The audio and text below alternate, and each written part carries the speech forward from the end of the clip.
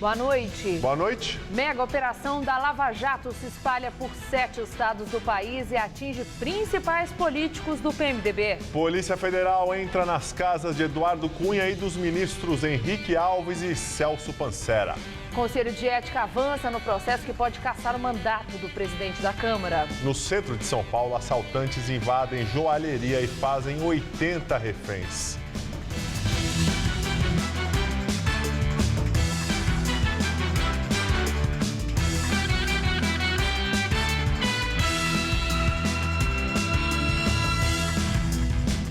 Mais um dia tenso em Brasília. Mega operação da Lava Jato faz busca e apreensão na casa do presidente da Câmara, Eduardo Cunha, do PMDB, e de 2 ministros do governo Dilma.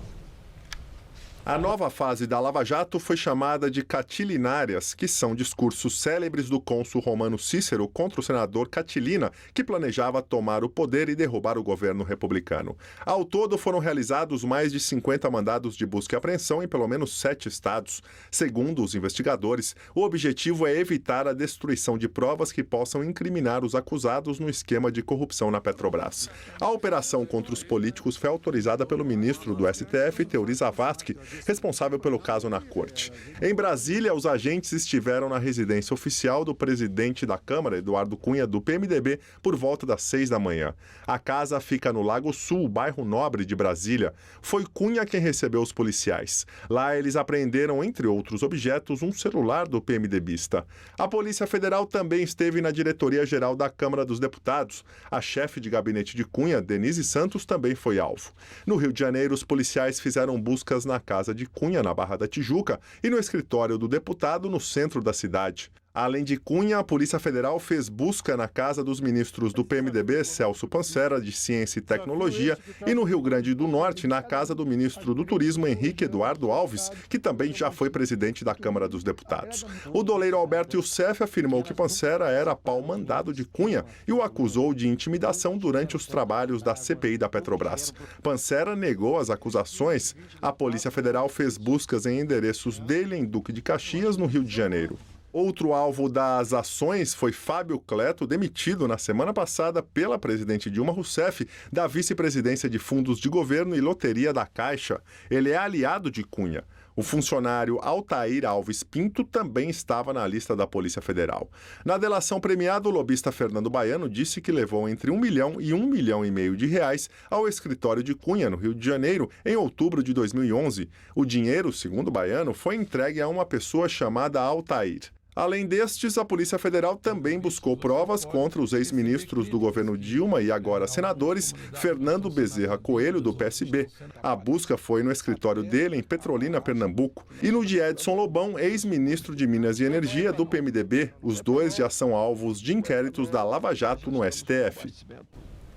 Em nota, o ministro Celso Pancera manifestou pleno interesse no esclarecimento dos fatos sob investigação.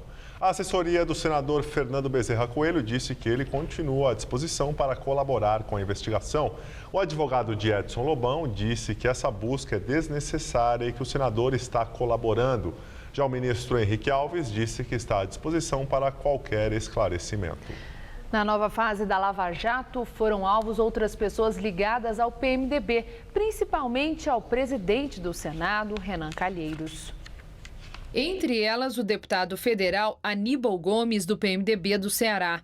Ele é apontado como interlocutor do presidente do Senado, Renan Calheiros. A busca foi realizada em seu gabinete na Câmara dos Deputados. Outro aliado de Renan que foi alvo é Sérgio Machado, ex-presidente da Transpetro, uma subsidiária da Petrobras. Machado teria sido indicado ao posto pelo PMDBista e teve o nome citado por Paulo Roberto Costa, ainda no início da Lava Jato. Logo depois, ele perdeu o cargo. A busca foi na casa dele, em Fortaleza. Paulo Roberto Costa disse também que ele recebeu cerca de R$500 mil de propina por contratações de navios sonda pela estatal. De acordo com o jornal o Globo, durante o período que comandou a Transpetro, Machado ficou próximo também do ex-ministro José Dirceu e do ex-presidente Lula. E no Rio de Janeiro também foi alvo o prefeito de Nova Iguaçu, o ex-deputado Nelson Burnier, aliado de Cunha. Ele não mora na cidade que governa, mora em um apartamento na Barra da Tijuca, na capital fluminense, no mesmo prédio do lobista Fernando Baiano. A Polícia Federal não deu mais informações do que Burnier é acusado. O prefeito de Nova Iguaçu, Nelson Burnier, disse que foi deputado 5 vezes e colega de bancada de Eduardo Cunha, mas que não tem ligação com a Lava Jato. O deputado Aníbal Gomes disse que vai se pronunciar quando tiver acesso aos autos. O ex-presidente da Transpetro, Sérgio Machado, não se manifestou. Após 7 adiamentos, o Conselho de Ética da Câmara dos Deputados aprovou por 11 votos a 9 o parecer preliminar do deputado Marcos Rogério, do PDT, pela continuidade das investigações sobre o presidente da Câmara dos Deputados, Eduardo Cunha. O processo poderá resultar na cassação do mandato do PMDBista. Para ganhar tempo, deputados aliados de Cunha defendiam que o parecer fosse analisado novamente, uma vez que houve substituição do relator. Na semana passada, o deputado Fausto Pinato, do PRB, tinha sido destituído depois de manobras de parlamentares aliados a Cunha. O deputado Manuel Júnior afirmou na sessão de hoje que o processo foi zerado quando houve a substituição do relator. Eu faço essa observação a Vossa Excelência para que efetivamente a gente não cometa novamente um erro regimental e depois se atribua a quem quer que seja a procrastinação. O presidente do colegiado, José Carlos Araújo, do PSD, negou o pedido de vista, mas passou a decisão final para o plenário, que acabou decidindo, por maioria, que não era necessário dar mais tempo por entender que Marcos Rogério apresentou apenas um complemento ao parecer de Pinato, que já pedia a continuação das investigações. Trata-se, na espécie, de complementação formal de voto, não cabendo à luz do regimento, novo pedido de vistas. A sessão mais uma vez foi tensa. Houve de novo bate-boca entre os integrantes do colegiado. O deputado Léo de Brito, do PT, fazia críticas ao PSDB por conta do apoio dado anteriormente pela sigla Cunha. Deputados tucanos protestaram e virou uma discussão generalizada. Mas não teve tumulto e logo os ânimos se acalmaram. O presidente da Câmara, Eduardo Cunha, se defendeu, afirmou que não vai renunciar e considerou a ação da Polícia Federal uma revanche. Eduardo Cunha considerou estranho o fato de buscas em sua casa terem sido feitas em dia de votação do processo contra ele no Conselho de Ética. Para Cunha, o governo busca desviar a atenção da mídia do processo de impeachment da presidente Dilma Rousseff. E queria voltar a colocar no PMDB, em mim, a situação do assalto na Petrobras que foi praticado pelo PT e por membros do governo. Eu sou o desafeto do governo, todos sabem disso. E me tornei mais desafeto ainda na medida que dei curso ao processo de impeachment. Todos sabem disso. Nada mais natural que eles vão buscar o seu revanchismo. Cunha se disse tranquilo e absolutamente inocente e afirmou que não vai renunciar em hipótese alguma. Para Cunha, a Lava Jato poupa PT e mira em políticos do PMDB. Todo dia tem a roubalheira do PT sendo fotografada e, de repente, fazer uma operação com o PMDB. Isso causa muita estranheza a todos nós. Me parece que ninguém do PT que tem o foro que eu tenho é sujeito a algum tipo de operação. Só é sujeito a operações até agora, só aqueles que não são do PT. Delcídio foi preso num flagrante de operação entregue, denunciada por crime de flagrante. O ministro da Justiça rebateu as declarações do presidente da Câmara dos Deputados, Eduardo Cunha. José Eduardo Cardoso afirmou que a Polícia Federal atua de forma isenta e republicana. O petista aproveitou para cutucar Cunha. Cardoso disse que não é daqueles que faz retaliações e que não usa seu poder para fazer vingança. Líderes do PT, PCdoB, Rede e PSOL na Câmara entregaram ao Supremo Tribunal Federal uma carta aberta pedindo o afastamento cautelar do presidente da Casa, Eduardo Cunha. O documento, assinado por 50 parlamentares, acusa o PMDBista de prevaricação e enumera episódios em que, segundo eles, a presidência da Câmara teria sido exercida para benefício privado para autoproteção em investigações. E agora vamos ao comentário de política com o José Neumann e Pinto. Em outubro de 1992, o vice-presidente, empossado na presidência, então Franco, com metade de um mandato para cumprir, afastou da chefia da Casa Civil o seu funcionário de maior importância, Henrique Argrives, da maior intimidade. 1 ano e 1 mês depois, em novembro de 93, Argrives voltou ao governo, porque foi provado que a acusação contra ele não tinha fundamento. Hoje, a senhora Dilma Rousseff, com 3 anos de mandato pela frente, resolveu soltar a seguinte nota, que eu vou fazer questão de ler aqui, porque é uma nota absurda, a respeito da visita que a Polícia Federal fez à casa dos seus ministros Henrique Alves e Pancera. A nota reza o seguinte: o governo federal espera que todos os fatos investigados na nova fase da Operação Lava Jato, envolvendo ministros de Estado e outras autoridades, sejam esclarecidos o mais breve possível e que a verdade se estabeleça, que todos os investigados possam apresentar suas defesas dentro do princípio do contraditório e que esse processo fortaleça as instituições brasileiras. Este documento que ela ditou e que o Edinho Silva divulgou é a prova absoluta da sua arrogância e do desinteresse que ela tem no trabalho da Polícia Federal, da Operação Lava Jato e do Supremo Tribunal Federal no combate à corrupção. É um documento que mostra o seu autoritarismo, a sua tentativa de intervir no trabalho dos outros e a sua dificuldade de lidar com a diferença e com a democracia. Em suma, é uma nota que é praticamente uma confissão de que ela é inepta para exercer a presidência da República, principalmente nessa tremenda crise moral provocada pelos erros dela na economia, crise política provocada pela sua inabilidade no contato com o Congresso Nacional, diante da expectativa de uma crise institucional que pode ser causada por esse tipo de interferência, uma interferência abusiva e abusada. Uma prova de que a ignorância e a arrogância podem dificultar o Brasil no caminho da recuperação, que tem que passar por uma conciliação. Mas como ela pode liderar a conciliação se ela não consegue conviver nem com o vice que foi eleito com ela? Eu só quero lembrar que essa operação Catilinárias se refere a Catilina, que tentou um golpe de Estado na República Romana e que o Cícero, grande orador, invectava com a sua fúria na tribuna. Quosque tandem abutere paciência nostra, Catilina. Até quando vais abusar da nossa paciência, Catilina? Até quando, hein, Dilma? Bom, estarei de volta na sexta-feira, direto ao assunto, em Té. Em Minas Gerais, Dilma participa da inauguração de um museu e não comenta a nova fase da Operação Lava Jato. A presidente esteve na cerimônia de abertura de um espaço dedicado à obra do artista barroco Aleijadinho, em Congonhas, no estado de Minas Gerais. Dilma lembrou a tragédia de Mariana e disse que o governo federal tem missões a cumprir com as vítimas afetadas e com o Rio Doce. Em seu discurso, ela não fez nenhum comentário sobre os mandados de busca e apreensão deflagrados no início dessa manhã pela Polícia Federal.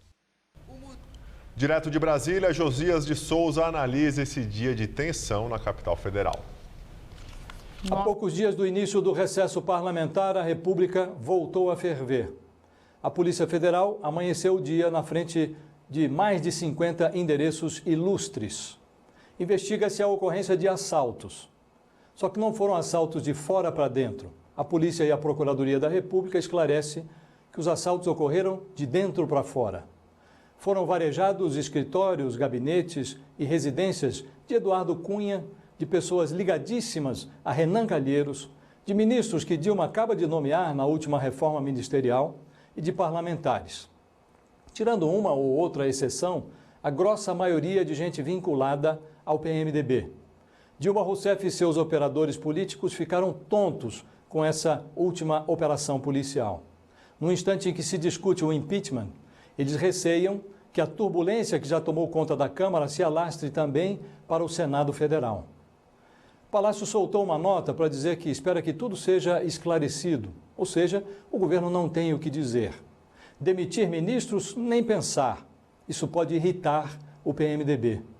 O PMDB também ficou zonzo, sobretudo porque percebeu que já não é possível fazer um corredor sanitário para proteger o vice-presidente Michel Temer. E a sociedade brasileira também está meio atordoada. As pesquisas de opinião informam que mais de 60% dos brasileiros desejam o impeachment de Dilma Rousseff. E a Lava Jato esclarece que o vice-presidente Michel Temer, substituto constitucional de Dilma, toca trombone embaixo do telhado de vidro do PMDB. As pessoas são tentadas a concluir que a política virou uma espécie de conto do vigário no qual todos nós, brasileiros, caímos. Dói menos imaginar que somos todos vítimas de alguém. Mas a verdade é que essa gente toda chegou a Brasília pelo voto. Boa noite. Juiz Sérgio Moro aceita denúncia contra José Carlos Bunlai e mais 10 pessoas na Lava Jato. Bunlai e os demais passam a ser réus e serão julgados pelos crimes de lavagem de dinheiro, gestão fraudulenta, corrupção ativa e passiva. Além de Bunlai, do filho e da nora dele, viram réus no processo da Lava Jato 3 executivos do Grupo Chaim, Nestor Cerveró, Jorge Zelada e Eduardo Musa, ex-funcionários da Petrobras, João Vacari Neto, ex-tesoureiro do PT e o lobista Fernando Baiano. Preso na Lava Jato, Bunlai admitiu em depoimento à Polícia Federal que houve fraude na quitação de um empréstimo de 12 milhões de reais feito por ele junto ao Banco Chaim em 2004. Bunlai disse que a quantia teria sido destinada à campanha à Prefeitura de Campinas e também ao PT de Santo André. Em nota, o Instituto Lula diz que o ex-presidente jamais autorizou o uso de seu nome em qualquer tipo de negócio. O PT afirma que todas as doações recebidas estão dentro da legalidade e foram declaradas à Justiça Eleitoral. Já o Grupo Chaim afirma que não foi notificado e que só se manifestará no processo. Pesquisa Ibope indica que 70% dos brasileiros consideram o governo da presidente Dilma Rousseff ruim ou péssimo. Para 9% dos eleitores, o governo é ótimo ou bom. 20% consideram regular, 70% ruim ou péssimo e 1% não soube responder. A última pesquisa do Ibope, divulgada em setembro, apontava que 10% dos eleitores aprovavam o governo, 21% consideravam a gestão regular. 69% dos entrevistados avaliavam a administração Dilma como ruim ou péssima. O levantamento foi encomendado pela Confederação Nacional da Indústria. Foram ouvidas 2.002 pessoas entre os dias 4 e 7 deste mês. A margem de erro é de 2 pontos. E a presidente Dilma Rousseff enviou ao Congresso uma nova proposta de redução da meta fiscal de 0,7% para 0,5%. A informação foi divulgada agora há pouco no site do jornal Folha de São Paulo. Essa decisão do Planalto contraria a posição do ministro Joaquim Levy, que defende um ajuste mais rígido nas contas públicas. O texto encaminhado pelo governo ao Congresso prevê um superávit primário de 30 bilhões. A seguir, dia de medo no centro de São Paulo. Joalheria é assaltada, mais de 80 pessoas foram feitas reféns. Tá vendo só? Aqui todo mundo é osso duro na queda. Sabe por quê? Porque eu tomo Calcitran. Eu também tomo Calcitran. Eu também tomo Calcitran há muito tempo. Calcitran combate a osteoporose e a vida é outra coisa. Você vive com mais saúde. Mas não tome um cálcio qualquer. Tome Calcitran. Com Calcitran você pode confiar no resultado. Aqui, todas nós tomamos Calcitran. Por isso, somos duros na queda. A fábrica onde João Paulo trabalha fechou um novo contrato de exportação. Bom também para os empregados de uma empresa que produz poltronas para os ônibus. E para a Poliana, que costura capas para essas poltronas. Quando uma empresa exporta, outras ganham. Quando muitas exportam, o Brasil inteiro ganha. Com o Plano Nacional de Exportação e o apoio do BNDES, as empresas brasileiras podem vender e exportar cada vez mais. BNDES, o Banco Nacional do Desenvolvimento. Quem quer comunicar precisa estar atento ao alcance de sua mensagem, aos canais mais adequados, às mudanças mais repentinas. A comunicação evoluiu. A Faculdade Casper Libero leva você ao próximo nível, a pós-graduação. São 4 cursos que ajudam você a ser protagonista nas grandes transformações. Professores com ampla e reconhecida experiência acadêmica, autonomia para montar a grade curricular e escolher sua carga horária, localização privilegiada e tradição no ensino superior em comunicação. Divida sua carreira entre antes e depois. Faça a pós-graduação na Casper Libero. Inscrições abertas. Tá vendo só? Aqui todo mundo é osso duro na queda. Sabe por quê? Porque eu tomo Calcitran. Eu também tomo Calcitran. Eu também tomo Calcitran há muito tempo. Calcitran combate a osteoporose e a vida é outra coisa. Você vive com mais saúde. Mas não tome um cálcio qualquer. Tome Calcitran. Com Calcitran você pode confiar no resultado. Aqui, todas nós tomamos Calcitran. Por isso, somos duros na queda. Chega o fim do ano e muita gente enfia o pé na jaca. Mas não precisa ser assim. Hoje, no Todo Seu, o endócrino Filippo Pedrinola ensina a não exagerar nas festas de final de ano, nas ceias e nas viagens de férias. As notícias dos famosos com Esther Rocha. Ah, tem um musical imperdível com o maravilhoso Vanderlei. Todo Seu, hoje, 10h30 da noite e, claro, tô aqui te esperando, né?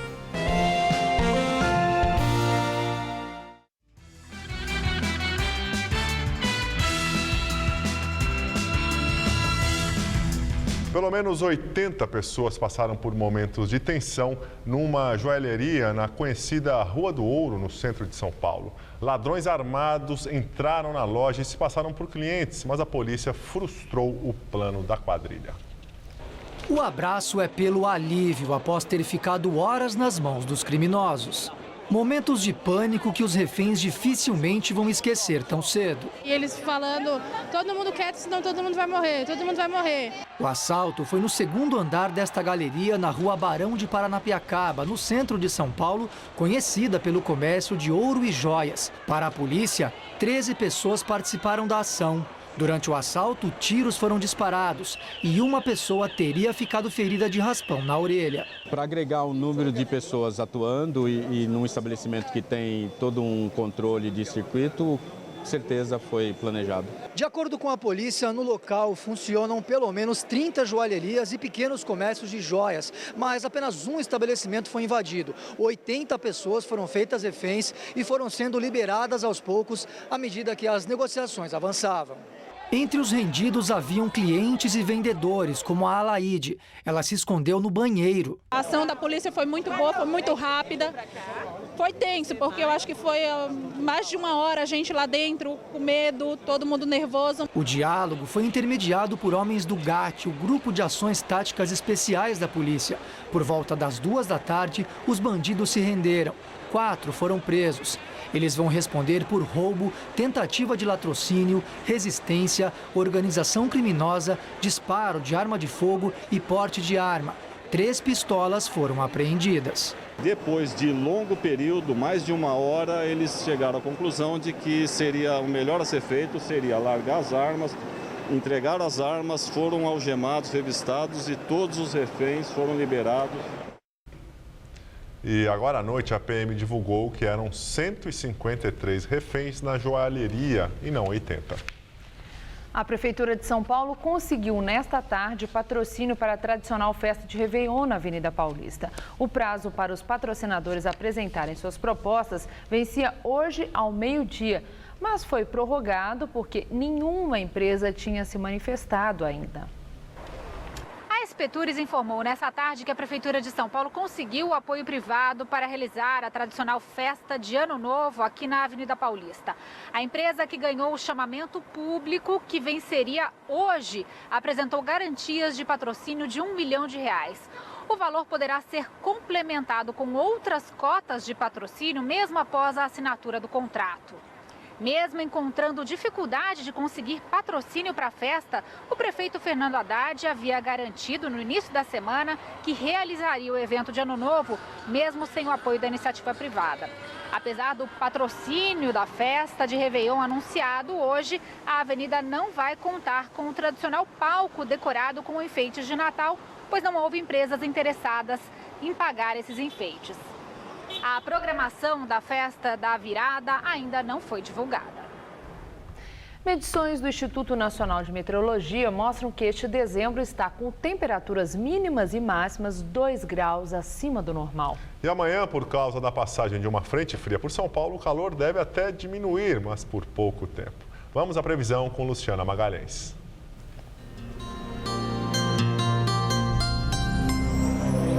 Amanhã o risco de temporais continua em todas as áreas paulistas.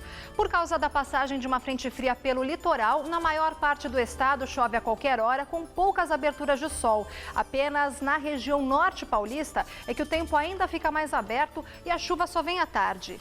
E na faixa leste, tempo bastante instável com céu fechado no litoral.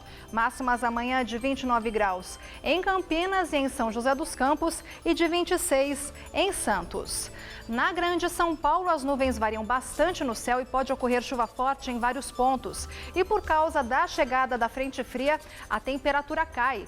Inclusive aqui na capital, onde amanhã já pode começar a chover no final da manhã e essa chuva pode se estender até a noite. Máxima de 26 graus. Na quinta, a máxima sobe para os 28 e são esperadas pancadas de chuva tanto de dia quanto à noite. E só na sexta-feira que o tempo fica firme pela manhã, mas à tarde a chuva pode voltar. Calor de 31 graus. A edição das 10 do Jornal da Gazeta fica por aqui. Uma boa noite para você. Fica agora com Rony Von no Todo Seu. Uma boa noite e até amanhã.